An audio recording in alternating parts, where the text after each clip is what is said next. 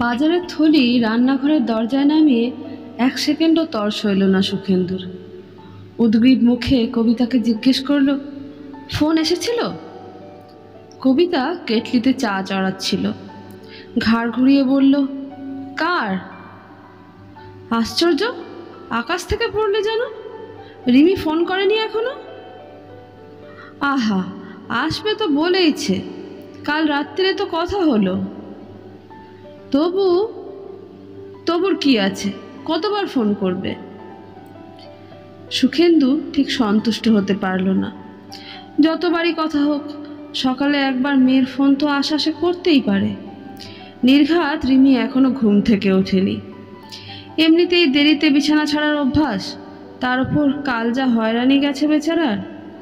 7 দিনের হানিমুন ছেড়ে কোথায় সকাল সকাল ফিরে আসবে তা নয়, হাওড়াতেই পৌঁছলো প্রায় বিকেলবেলায়। কুয়াশায় ট্রেন 8 ঘন্টা লেট। কামরায় নাকি জল ছিল না, ভালো মতো খাবার জোটেনি, বাথরুম নোংরা, খুব নাজেহাল হয়েছে। প্রাণে যতই হুটোপুটির শখ থাকুক, রিমি মোটেই এসব ধকল নিতে পারে না। সুখেন্দু জানে। কবিতা চায়ের কাপ এনে রেখেছে টেবিলে। ভ্রুভঙ্গি করে বলল, ভ্যাবলার মতো দাঁড়িয়ে রইলে কেন? তোমার মঙ্গল গ্রহের পোশাকটি এবার ছাড়ো। সুখেন্দুর প্রাতঃভ্রমণের সাজসজ্জা নিয়ে বিদ্রূপ করাটা কবিতার স্বভাব। ব্যঙ্গটা গায়ে না মেখে সোফার হাতলে বসে জগিং শু খুলল সুখেন্দু। আনমনে বলল, আজও কিন্তু ভালো ঠান্ডা আছে। ছাই আছে, ওটা তোমার বাতিক। Monkey cap, muffler, full sleeve sweater কিছুই তো চড়াতে বাকি রাখোনি, তারপরেও কি করে যে শীত টের পাও। কবিতা মুচকি হাসল। মেয়ে জামাইকে দেখে শেখো, ওরা কেমন দিব্যি গ্যাংটক ঘুরে এলো।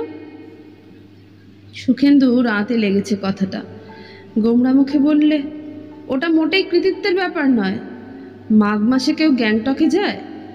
সৌমিক মোটেই জায়গাটা ভালো চুজ করেনি।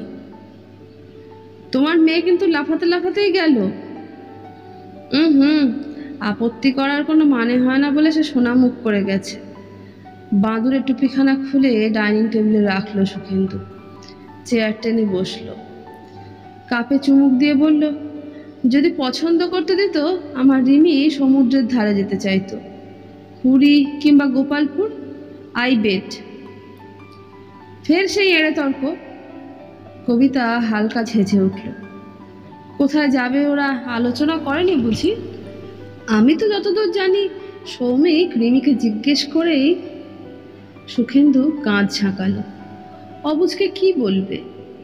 যে মেয়ে কলকাতার শীতেই কাবু হয়ে পড়ে, মাত্র কবছর আগে সুখেন্দুর বড়দিনে নৈনিতাল যাওয়ার প্ল্যানটা ভেস্তে দিল, সে কিনা স্বেচ্ছায় পাহাড়ে যেতে সম্মত হয়েছে। সুখেন্দুকে এ কথা মানতে হবে? গ্যাংটকে গিয়ে বিপদও তো বাঁধিয়েছিল প্রায়। জামাইয়ের সঙ্গে ফোনে বাতচিতের সময় সুখেন্দু স্পষ্ট শুনেছে, হোটেলের ঘরে রিমি ঘং ঘং করে কাশছিল। ছেলেটা অবশ্য মহা ধুরন্ধর, জিজ্ঞেস করতেই বলে কিনা গলায় স্যান্ডউইচ আটকেছে। অগত্যা রিমিকেও পরে একই সুর গাইতে হলো। দুনিয়ার কোন বই বা নতুন বরকে মিথ্যুক প্রতিপন্ন করতে চায়। চা শেষ। ভেতরে ভেতরে এক মৃদু অস্থিরতা। সেই যে দিরাগমনে এসে একটা রাত কাটিয়ে চলে গেল মেয়েটা, তারপর 8-8টা দিন চলে গেছে। রিমিও নিশ্চয়ই এবারই আসার জন্য ছটফট করছে। খবরের কাগজখানা তুলেও রেখে দিল সুখেন্দু। হাত উসখুস করছে। রিমি কখন আসবে জানতে চাওয়া নিশ্চয়ই দোষের নয়। মেয়ের মোবাইল নাম্বারটা টিপতেই ওপারে হেরে গলা। সৌমিক।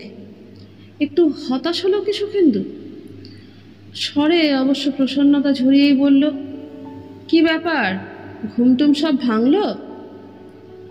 অনেকক্ষণ, আমার তো স্নানও কমপ্লিট। বাহ, তা রিমি কোথায়? কিচেনে মার সঙ্গে লুচি ভাজছে। ফোনটা দেব, কথা বলবেন? বাচন ভঙ্গিটি যেন কেমন কেমন না, করতালি করতালি ভাব, যেন সৌমিকের ইচ্ছে অনিচ্ছের ওপরে নির্ভর করছে মেয়ের সঙ্গে সুখেন্দু বাক্যালাপ করতে পারবেন কিনা।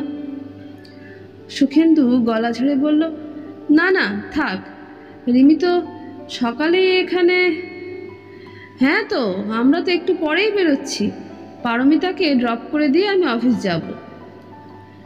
মেয়ের নামটা খট করে কানে বাজল সুখেন্দুর। রিমি যে পারমিতা স্মরণে থাকে না যেন সব সময়। স্বর সহজ রেখে সুখেন্দু বলল, ঠিক আছে ঠিক আছে, তাড়াহুড়োর কিছু নেই। কবিতা কাপ নিয়ে উঠে গিয়েছিল। রান্নাঘর থেকে শুনতে পেয়েছে শ্বশুর জামাইয়ের আলাপচারিতা। সুখেন্দু ফোন রাখতেই তার গলা উড়ে এলো। আচ্ছা ব্যস্ত বাগিস তো, ফোনটা না করলে চলছিল না? গিন্নির উষ্মাকে আমল না দিয়ে সুখেন্দু বলল, তোমার মেয়ের বোধহয় আসতে দেরি হবে। শ্বশুরবাড়িতে এখন লুচি ভাজার পর্ব চলছে। বারে, একটু আধটু ঘরের কাজ করবে না? এ তো বাপের বাড়ি নয় যে সারাক্ষণ ঠ্যাং চড়িয়ে বসে রইলাম আর হুকুম ঝেড়ে যাচ্ছি। তাছাড়া কাল বাদে পরশু থেকে তোর স্কুল। তখনও কি হেসেলে ঢোকা থেকে ছাড়ান মিলবে? ফুরসত পেলে ঢুকবে। নবাব নন্দিনী তো নয়, মান তো খাওয়া যাবে না। কবিতা রান্নাঘরের দরজায় এলো। তা কাজের কথাটা হয়েছে কি? সৌমিক কখন আসবে জিজ্ঞেস করেছ? না তো। আশ্চর্য লোক, দিরাগমনের পর জামাইয়ের এই প্রথম নেমন্তন্ন। মানুষ তো ভদ্রতা করেও একবার বলে। কবিতাকে যেন সামান্য উদ্বিগ্ন দেখালো। ছেলেটা ছুটির পর আজই জয়েন করেছে, কখন ছাড়া পায় না পায়। যত সব আদিক্ষেতা। সুখেন্দু তেরচা চোখে বলল, আসছে তো রিমিকে নামাতে, তখন জেনে নিও। ও মা, তাই নাকি? কবিতা দৃষ্টি জল জল। দেখো দেখো, একেই বলে দায়িত্ব জ্ঞান, যেটা তোমার বিন্দু মাত্র ছিল না। মনে আছে দিরাগমনের পর আমায় একাই বাপের বাড়ি যেতে হয়েছিল? কি বউ, বাপ রে বাপ! 29 বছর আগের ঘটনা এখনো সযত্নে পুষে রেখেছে, এবং তাই নিয়ে তুলনা দিচ্ছে কিনা জামাইয়ের সঙ্গে। এ তো রীতিমতো ইনসাল্ট। সুখেন্দু ক্ষুণ্ণ মুখে বলল, তোমার বাপের বাড়ি চন্দননগর, আমার অফিস ডাল হাউসে। তোমাকে পৌঁছে অফিসটা যাব কি করে? আর এ বাড়ি তো সৌমিকের যাতায়াতের রুটে পড়ে। যুক্তি সাজিও না, এতে নেচারটা বোঝা যায়। যাকগে, বাজার কি এলো? ভেটকি, কই আর মাটন। কই মাছ? অফকোর্স, রিমিটা তেল কই ভীষণ ভালোবাসে। আর জামাই রাত্রির বেলা ওই কাঁটা মাছ খাবে? এমনিতেই ছেলেরা আজকাল মাছ টাছ তেমন পছন্দ করে না। খাবে না তাহলে বসে বসে রিমির খ্যাটন দেখবে? বলতে গিয়েও কথাটা গিলে নিল সুখেন্দু। হঠাৎই একচোড়া পুলকে প্রাণ থই থই। সৌমিক ছেলেটা তাকে বড্ড যন্ত্রণা দিচ্ছে। মেয়েটাকে তো কেড়ে নিলই, গিন্নি পর্যন্ত তাকে নিয়ে আহ্লাদে ডগমগ। না, একটু আধটু জাঁতা তো বাবা জীবনকে পেতেই হয়। ডিজিটাল ক্যামেরায় তোলা মধুচন্দ্রিমার ছবিগুলো দেখাচ্ছিল রিমি। এখনো সিডি ফিডি করা হয়নি। ছোট্ট মনিটরেই ফুটে উঠছে একের পর এক নানান ভঙ্গিমায় অজস্র রিমি। কাঞ্চনজঙ্ঘাকে পিছনে রেখে জিন্স জ্যাকেট পরা রিমি, প্রশস্ত চত্বরটায় বাহারি টুপিতে রিমি, হোটেলের বারান্দায় আষ্টে পৃষ্ঠে শাল মোড়া রিমি, রুমটে গণশ্রীর সামনে গায়ে সৌমিকের কোট চাপিয়ে রিমি। একা সৌমিকও আছে কয়েকটা। যুগল ফটোগ্রাফেরও কমতি নেই। কখনো রিমির হাত ধরে সৌমিক, কখনো সে বের দিয়ে আছে রিমির কাঁধ। কোথাও সৌমিকের বুকে রিমির মাথা, কোথাও বা রিমির কোলে মাথা রেখে সৌমিক। হোটেলের শয্যায় অটোক্লিকে তোলা আরও বুঝি ঘনিষ্ঠ ছবি ছিল কিছু। পটাপট বোতাম টিপে রিমি সেগুলো পার করে দিল।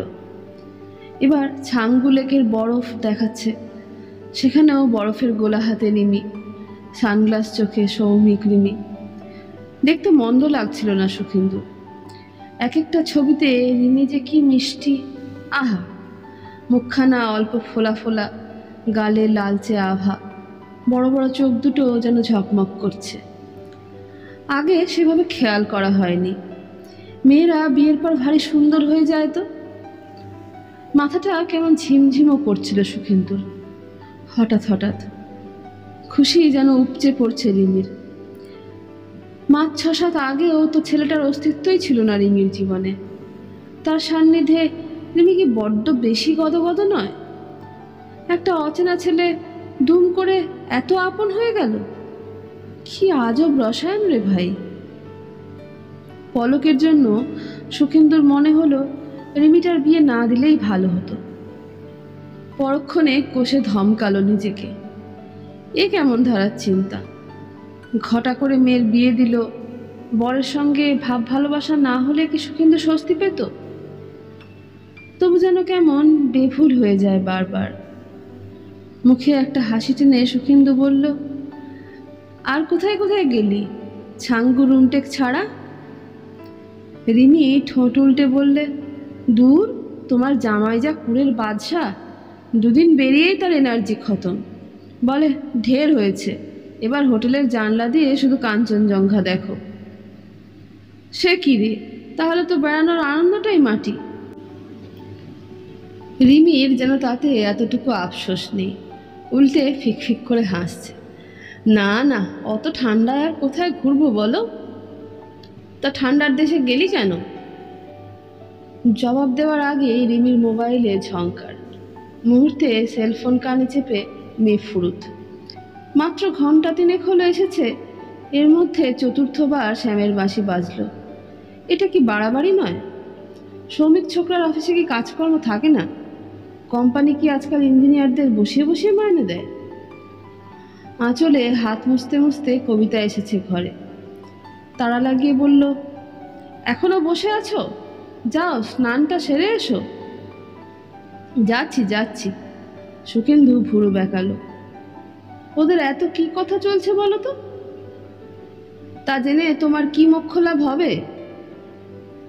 বিয়ে তো আমরাও করেছিলাম, আমাদের তো এত ফোনাফুনি হতো না। তখন মোবাইল ছিল কি? তা বটে, যন্ত্রটাই একটা আপদ। মেয়ের জন্য আজ অফিস ডুব মারলাম, অথচ তার সঙ্গে দুদণ্ড সুস্থির হয়ে কথা বলবার জো নেই। বেজার মুখে বাথরুমে ঢুকে গেল সুখেন্দু। বেরিয়ে দেখলো খাবার টেবিলে রিমি বাবার অপেক্ষায় বসে আছে। চটপট চুল আঁচড়ে সুখেন্দুও হাজির হলো। বলল, নে শুরু কর। হাঁসের মতো গলা বাড়িয়ে বাড়িয়ে রিমি পর্যবেক্ষণ করছে রান্না বান্না। চোখ নাচিয়ে বলল, ওয়াও, কত কি হয়েছে! সবই তোর ফেভারিট। সুখেন্দু তাড়াতাড়ি বলে উঠল, সর্ষে ভেটকি, তেল কই, পাঁঠার মাংস। ইস, এত কেন রাঁধতে গেলে মা? হেভি খাটুনি গেল তো। আর আমার পরিশ্রমটা বুঝি ফেল না, বেছে বেছে জিনিসগুলো যে আনলাম। বাজার করা তো তোমার নেশা বাবা। বলেই মিটিমিটি হাসছে রিমি। জানো তো, একটা মজা হয়েছে। আজই সকালে বাবা বলছিলেন। দুটো বাবার গোল পাকিয়ে গেল। বুঝেই বোধহয় রিমি শুধরে নিয়েছে। মানে সৌমিকের বাবা বলছিলেন সৌমিক নাকি একেবারেই ন্যাদোষ, বাজারের জানে না, ঝিঙে ঢেঁড়সের তফাৎ পর্যন্ত জানে না।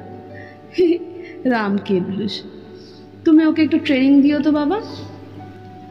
সৌমিকের এহেন অপদার্থতায় এত স্ফূর্তি জাগার কি আছে সুখেন্দুর মগজে ঢুকল না। তবে একটা ক্ষেত্রে অন্তত মেয়ে তাকে বেশি মূল্য দিচ্ছে ভেবে আত্মপ্রসাদ জাগলো যেন। প্রফুল্ল চিত্তে গল্প চালাচ্ছে টুকটাক। ট্রেনের দুর্গতি, হোটেলের হালচাল, ছাঙ্গুর হাড়হিম করা শীত। আবার রিমির মোবাইল ঝনঝন করে উঠল। খপ করে ফোন তুলেছে মেয়ে। সুখেন্দু বেশ বিরক্ত বোধ করল। সময় অসময় জ্ঞান নেই ছেলেটার।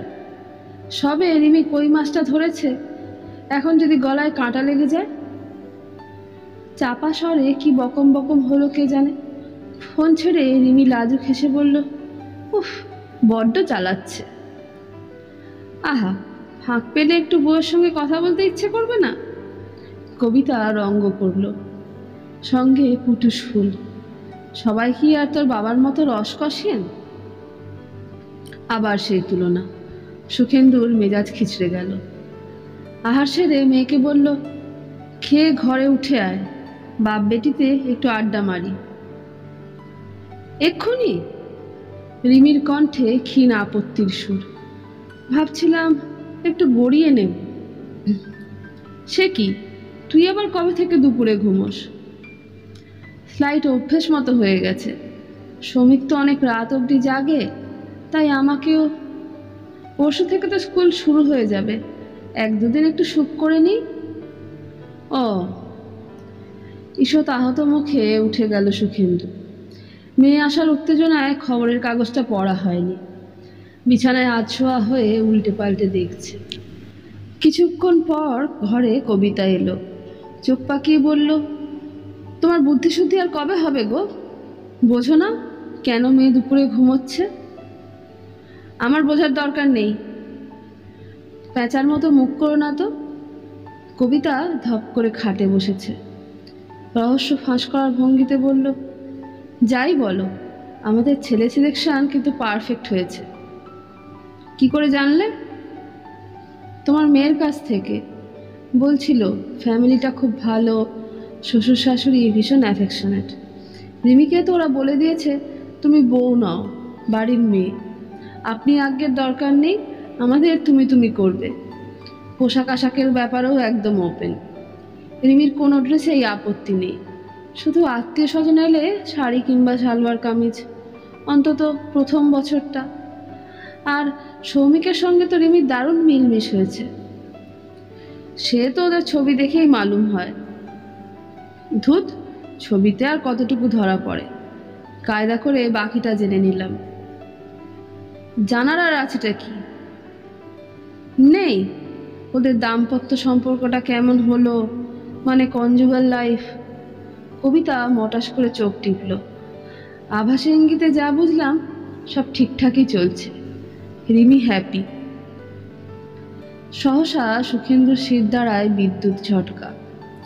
একটা আদিম দৃশ্য ঝলসে উঠেছে চোখে। তার আদরের রিমি, যে কিনা এককালে বাবার গলা না জড়িয়ে ঘুমাতে পারত না, সে আজ। কি অস্বস্তিকর চিন্তা। জোরে জোরে মাথা ঝাঁকালো সুখেন্দু। খাটের ধারে গ্যাংটক থেকে আনা রিমির উপহারগুলো গড়াগড়ি খাচ্ছে। বড় এলাচের প্যাকেট, দেওয়ালে ঝুলানো কাঠের ড্রাগন, শুভেন্দুর জন্য একটা উইন্ড চিটার, একখানা দেখন বাহার কুকরি। ওই কুকরিতেই কেন যে চোখ গেঁথে গেল সুখেন্দুর। রাতে জামাইয়ের জন্য রান্না হয়েছে আরেক প্রস্থ, মাছের চপ, পোলাও, মুচমুচে পরোটা। সুখেন্দুকে ঠেলা মেরে মেরে কবিতা রাবড়িও আনালো এক ভাঁড়। শেষ পাতে মিষ্টি খেতে ভালোবাসে ছেলেটা, রিমি বলেছে। তা আনাজপাতি না চিনুক, ভোজনে সৌমিক রীতিমতো দড়। কই মাছ না খাওয়ার ঘাটতিটুকু সে মাংসতে পুষিয়ে নিল। রাবড়ির প্লেটটাও চেটে পুটে সাফ। ভরপেট সাঁটিয়ে বসেছে সোফায়, আয়েস করে মৌরি চিবোচ্ছে। হঠাৎই ঘড়ি দেখে বলল, এবার তাহলে আমরা রওনা দিই। সত্যি আর আটকানোর কোনো মানেও হয় না। 9:45 বাজে, ছেলে মেয়ে দুটো সে বেহালা ফিরবে। তাছাড়া সৌমিকের সঙ্গে তেমন জমছেও না সুখেন্দুর। রিমিকে 17 বার ফোন করে বাক্যের ফুলঝুরি ছোটায়, কিন্তু শ্বশুরবাড়িতে এসে যেন মুখে কুলু পেটেছে। নিজের সম্পর্কে তো কিছু বলতে চাই না, অফিস টফিসের আলোচনাতেও অনীহা। কাহাতক একা একা বকে বকে যায় সুখেন্দু। হঠাৎ সুখেন্দুর একটু রসিকতার বাসনা জাগল। হালকাভাবে বলল, রিমি আজ থেকে যাক না। সুখেন্দু ভেবেছিল প্রস্তাবটা শুনে মুখ শুকিয়ে আমসি হয়ে যাবে সৌমিকের। যাহ বাবা, কোনো হেলদোলই নেই। দিব্যি মাথা দুলিয়ে বলে দিল, বেশ তো থাকুক, পরশু নয় এখান থেকেই সোজা স্কুলে যাবে। কিন্তু কি কাণ্ড, রিমির মুখে মেঘ। দুহাত নেড়ে বলে উঠল, না গো বাবা, আজ আমি যাই। কাল রান্নার লোকটা ছুটি নিয়েছে, মাকে সব একা হাতে করতে হবে। সকালে সৌমিকের অফিস বেরোনো আছে। একটা কারণও তেমন জোরদার ঠেকল না সুখেন্দুর। পুরো 2 সপ্তাহও পেরোয়নি রিমি শ্বশুর বাড়ি গেছে, তার মধ্যে 8টা দিন তো হানিমুনেই কাটল। এখনই রিমি বিহনে একদিনে চোখে অন্ধকার দেখবে শাশুড়ি? রিমি যখন ছিল না, সৌমিকও কি অফিস যায়নি? কই, নিজের বাবা মার কথা তো এভাবে ভাবছে না মেয়ে। বাবার পাংশু মুখখানা এতক্ষণে বুঝি নজরে পড়েছে রিমির। সুখেন্দুর কাছে এসে তরল গলায় বলল, আমার এ বাড়িতে থাকাটা কোনো ব্যাপার নাকি বাবা? যখন খুশি চলে আসতে পারি। হয়তো স্কুল থেকে দুম করে এসে গেলাম, কিংবা ছুটি ছাটায় পুরো দিনটাই এখানে স্পেন্ড করলাম, একা কিংবা আমরা দুজনে। সৌমিকও তালে তাল দিল, অবশ্যই সে তো করাই যায়। শুনে নিলে? রিমি সুখেন্দুর চুল ঘেঁটে দিল। আজ তাহলে আসি। নাচতে নাচতে উঠতে উঠতে বরের বাহনে চেপে গেল রিমি। সুখেন্দু স্থির দাঁড়িয়ে, পাশে কবিতা। মিয়নো গলায় কবিতা বললে, আরও তো মেয়ে মেয়ে করো না, মানার চেষ্টা করো, মেয়ে এখন পর হয়ে গেছে। সুখেন্দু চুপ। বিয়ের পর দিন শ্বশুরবাড়ি যাওয়ার আগে মেয়েটা খুব কান্নাকাটি করেছিল। সুখেন্দুর বুকটা বিলকুল ফাঁকা হয়ে গিয়েছিল তখন। আজ এই হাসতে হাসতে চলে যাওয়াটা আরও নিষ্ঠুর, আরও দুঃসহ। এবার যেন সত্যি সত্যি শূন্য হয়ে গেল বাড়িটা।